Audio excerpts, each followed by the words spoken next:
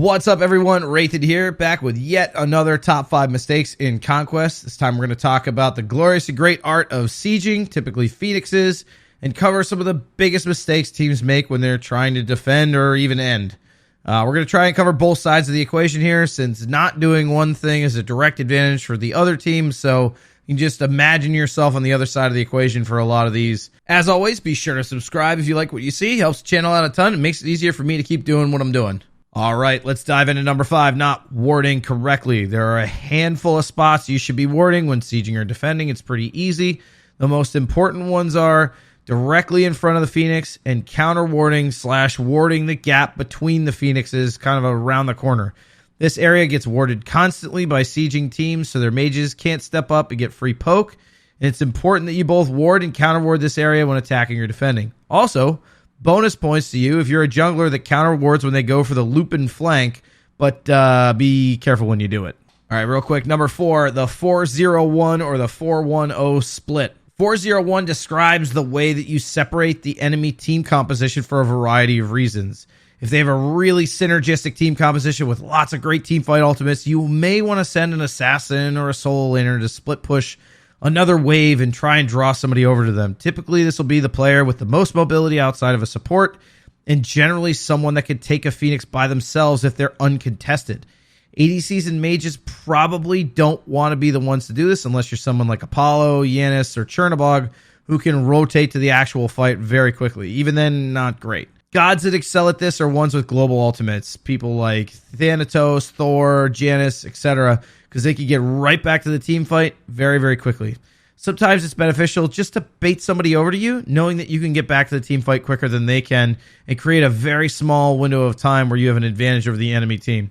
In this clip here is a perfect example. I bait the enemy team's Geb with all of their peel and CC just by showing my face in the mid lane. He sticks around, looks at me right in the face, and my team blows up his team in the right. Okay, on to number 3, greeting fire minion lanes. Phoenix greed is 100% one of the big ones on this list. I covered it in my original video, but please, please, please, please, please don't go for a half health Phoenix when a fire minion wave is going to push it in and take it out anyway. Those fire minions act as another member of your team and will take the objective for you if they're not cleared. This means they have to send someone to stop the wave, which creates a 5v4 for you somewhere else on the map. This is also why you should try to siege the opposite side of the map as your fire minions, because whoever they send to clear the wave will have a long walk to get back to the team fight and reinforce their team. All right, moving right along to number 2, not poking / not clearing the wave before it hits your Phoenix line. And then on the attacking side, not engaging before your minion wave arrives. This is really a whole mess of things crammed into one, but it really has to do with timing your engagements. If you're the defending team, you need to poke out the sieging team as often as possible and make sure you clear the enemy minion waves before they walk into the Phoenix if you can. As soon as those minions enter the Phoenix line, the enemy team has a much easier time killing the Phoenix for a few seconds due to the removal of backdoor protections. So if you're someone like a Kukulkan or a Merlin and you can step up, throw one ability out, turn away and run and clear the minion wave before it actually hits the tower line, it's absolutely going to be an awesome advantage when you guys are defending. Conversely, the sieging team needs to make sure that they time their engagements slightly before the minion wave arrives so that when your dive characters are creating space and chasing out their carries, they don't have an opportunity to clear your minions, and now your ADC can chew through the tower or the Phoenix. Number 1, fighting off the Phoenix or tower.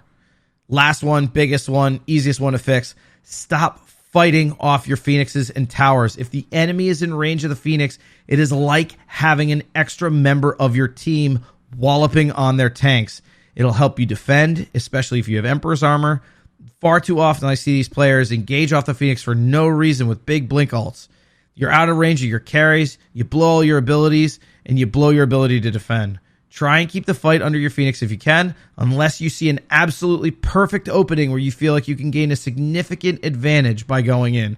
But even then, use your engage, try to get the damage off from your carries, and pull back under tower to defend.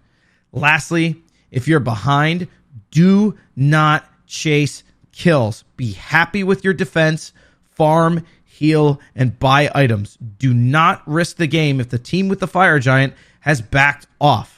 The opposite applies here for the sieging team. See if you can bait them into fighting off the Phoenix. Anyone with a huge displacement ability that can bait the enemy front line into fighting on your terms is awesome, and it can be a total game changer if you're not having to fight under the Phoenix. Sylvanas is really good for this.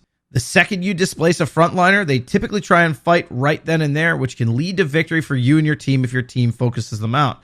Don't be afraid to just explode a tank to gain an advantage, and you don't always have to focus the carries to win. Well, guys, I hope this one was helpful for you. It's some things that are pretty obvious and others that aren't, so I think it'll be useful for you to think about as you continue to learn Conquest. I'm going to keep it up with more role-based top 5 videos coming to you soon. Probably do the mid lane next. And as always, be sure to like, comment, and subscribe if you thought this was helpful. Thanks again, and I'll see you on the next one.